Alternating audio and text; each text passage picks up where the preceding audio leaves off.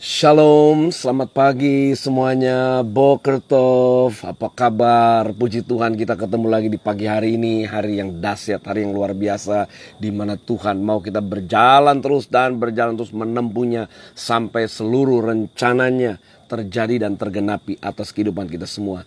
Haleluya, saya bersyukur bahwa kita bisa bergabung kembali bersama-sama dimanapun Anda berada.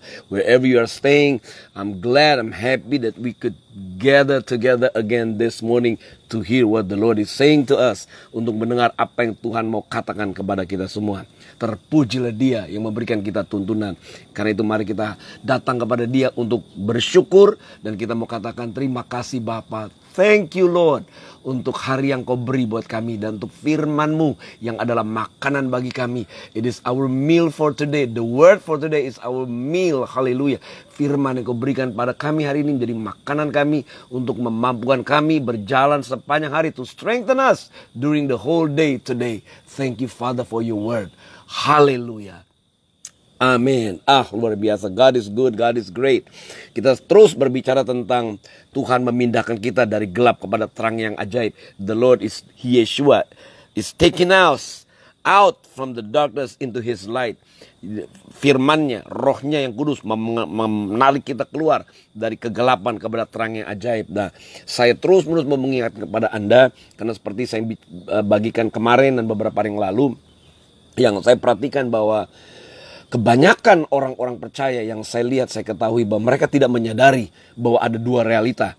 Ada dua realita yang sesungguhnya. Pertama, realita dosa. Yang kedua, realita di dalam Kristus. Yang saya sebut the reality of life for the redeemed. Realita kehidupan buat orang-orang yang ditebus. Nah, kan semua tahu bahwa Yesus akan datang kembali.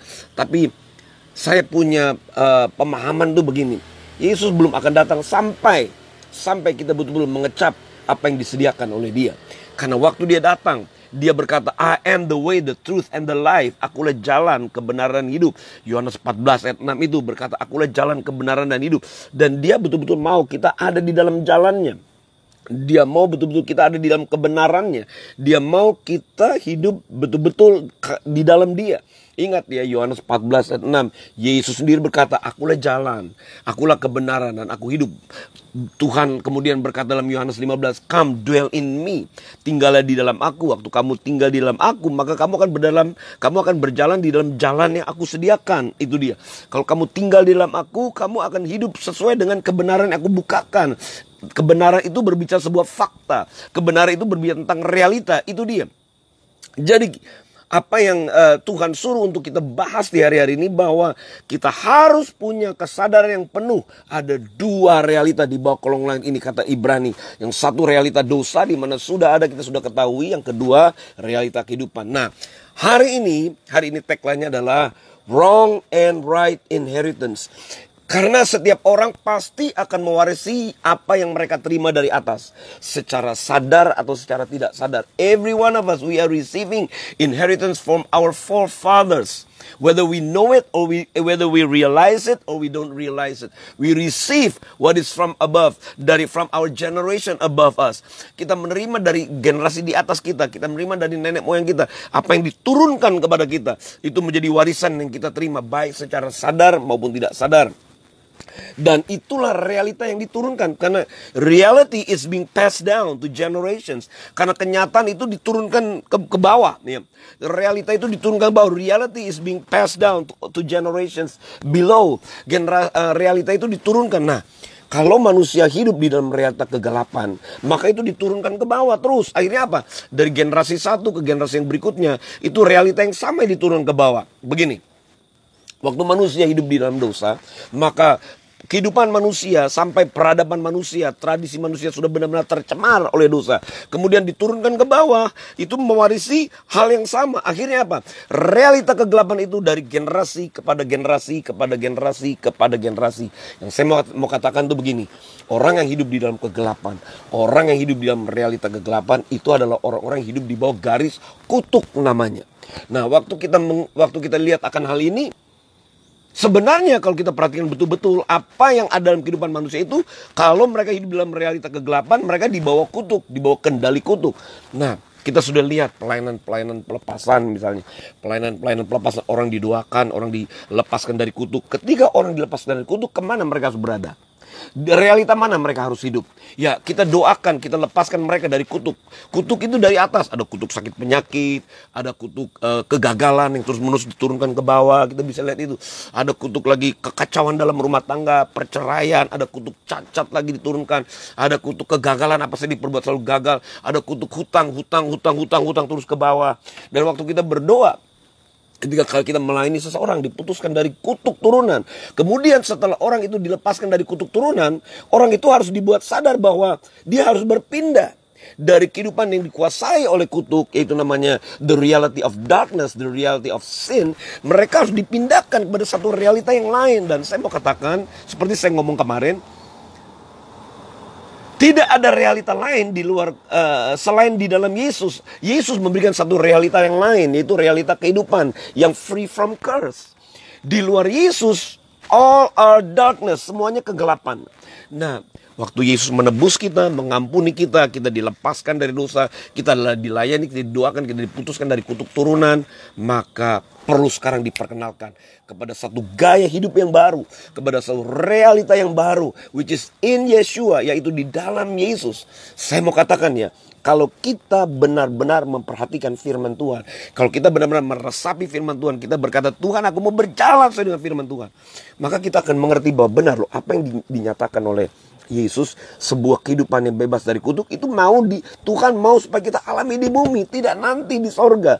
Tuhan mau kita alami betul-betul satu kehidupan yang layak, kehidupan yang bebas dari kutuk. Itulah warisan yang kita terima yang sebenarnya.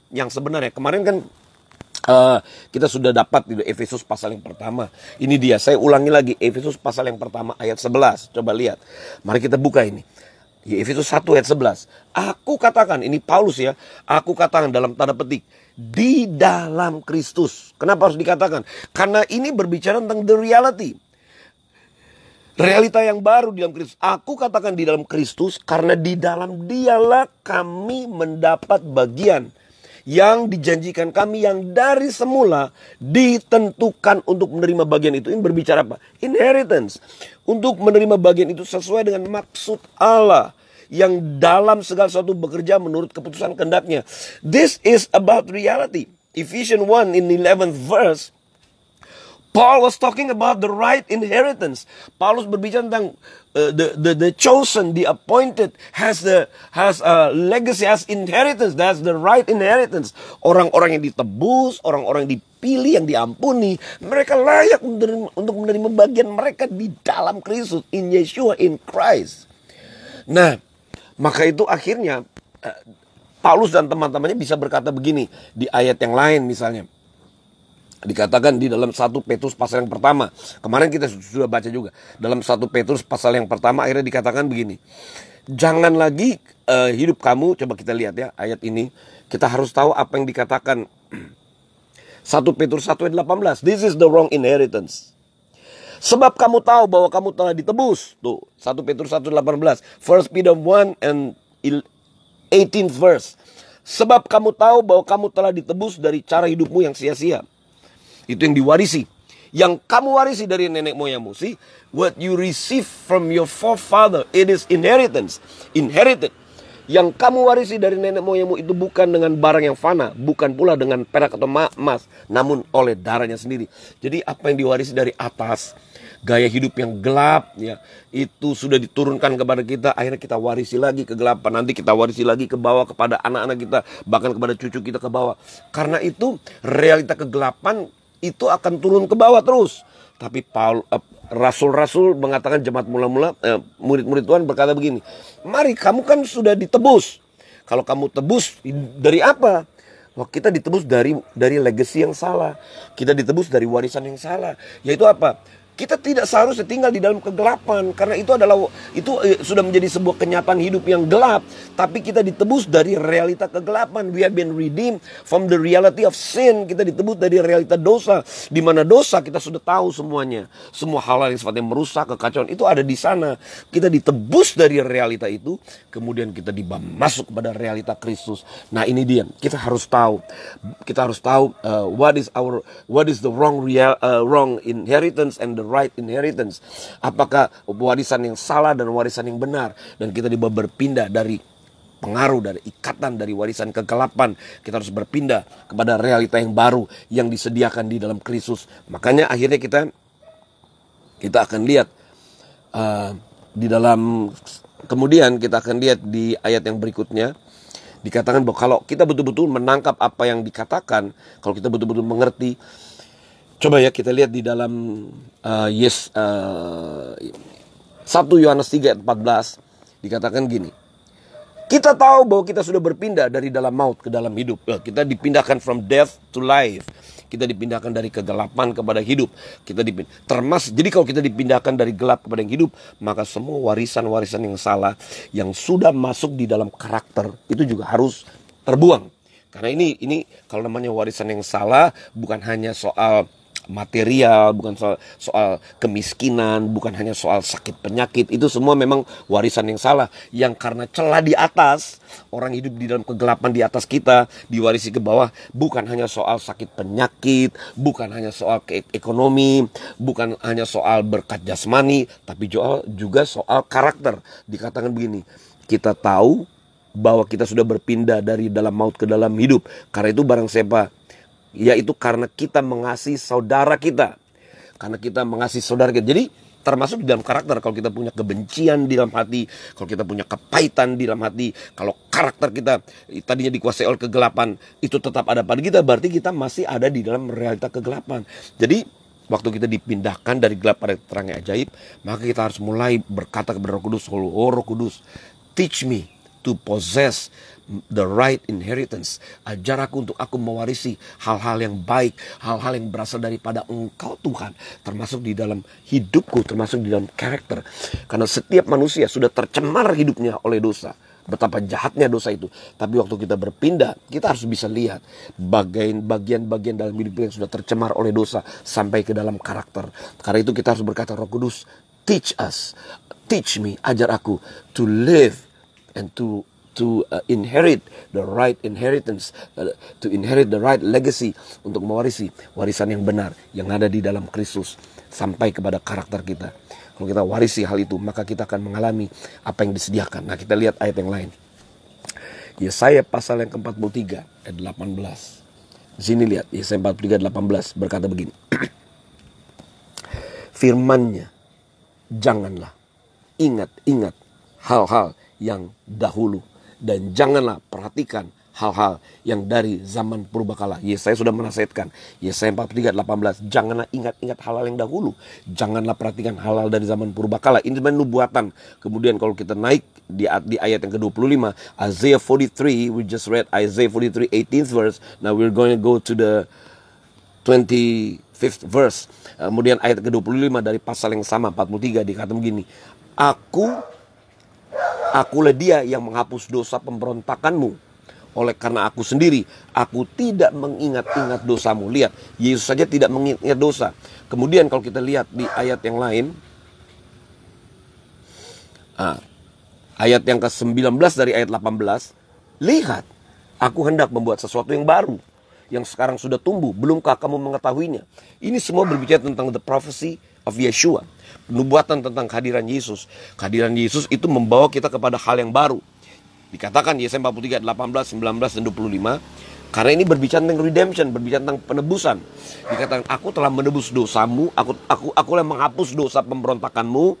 Aku sendiri, aku tidak mengingatnya dosamu. I have remove, ya. Aku sudah mengampuni dosamu, menghapuskan pelanggaranmu, dan aku tidak mengingat-ingat dosamu. Kemudian dikatakan, aku membuat sesuatu yang baru. Ya, itu dia, itu bernubuat tentang Yesus. Kehadiran Yesus itu membuat kita keluar dari hal-hal yang lama.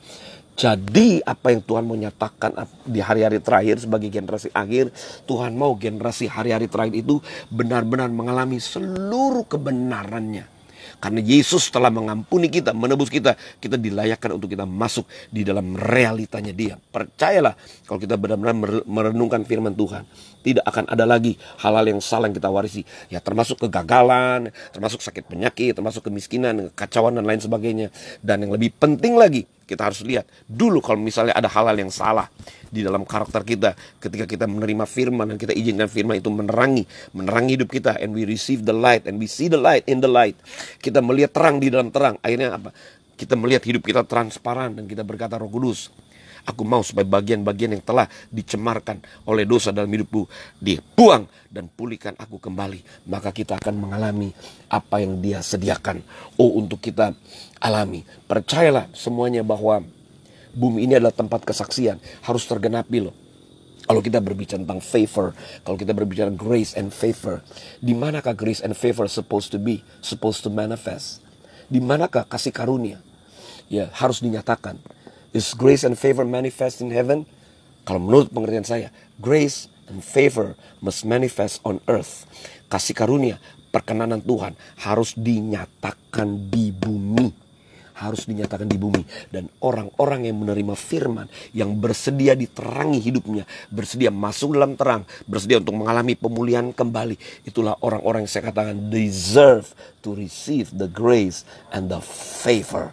Supaya ketika orang-orang menerima grace and favor, maka tentunya orang-orang itu akan dibedakan. Saya mendorong Anda, I encourage all of you that is watching me, bahwa you and I have been redeemed. Kita semua ditebus dan Tuhan mau dipindahkan kita dari kutuk, dari kegelapan kepada terang ajaib.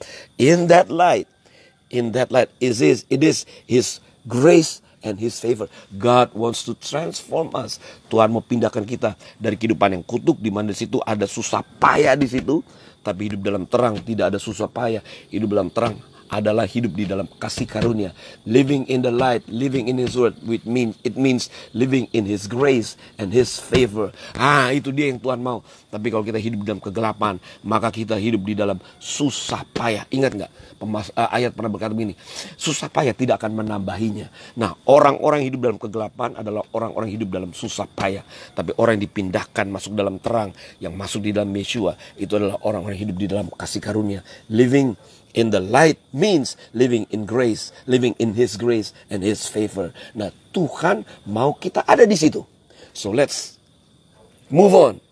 Migrate, mari kita berpindah dari gaya hidup yang dikuasai oleh kegelapan masuk kepada terang yang ajaib. Dan kita bisa lihat our inheritance. Mari kita kenali our wrong inheritance that was being passed down from above, from the forefathers. Now we receive in Yeshua the right inheritance that is also being passed down from our Father, the Father of grace, the Father of favor in Yeshua. Oh, praise the Lord. Saya punya kesaksian di dalam roh saya bahwa hari-hari ini Tuhan akan memunculkan orang-orang yang betul-betul Tuhan katakan, you deserve to live in my life, in my reality. Kau layak hidup di dalam realitaku dan akan jadi kesaksian. Kalau Anda ikuti live streaming ini, saya punya keyakinan bahwa Anda juga adalah orang-orang yang Tuhan tetapkan. Every prophecy must be fulfilled. Setiap nubuatan harus digenapi. Nubuatan ini termasuk juga manifestasi dari orang-orang yang telah ditebus, yang dipindahkan. Anda dan saya, kita semua adalah generasi yang Tuhan tunggu dimunculkan di hari-hari terakhir. Karena itu bergerak, maju, masuklah di dalam firman-Nya. Tuhan Yesus memberkati. Sampai jumpa lagi dalam perenungan berikut. Stay focused, stay blessed, stay rejoice, stay on fire, stay deep in this revelation, stay alive, and stay connected with the word of His covenant. God bless you all. I love you, I love you, and I love you. Praise the Lord. Amazing God. You are great. You are awesome. I praise you for your word. I bless you, Father. I bless you. Oh, my God, my Father. Abba, Father. Bahu ata. Oh, Abba. Adonai milih haolam. Engkaulah Bapakku. Engkaulah Raja alam semesta. Engkaulah Tuhanku. Haleluya, Abba. Terima kasih. Bahu Hashem, diberkatilah namamu. Haleluya. Amin. Amin. Amin. Praise the Lord. Praise the Lord.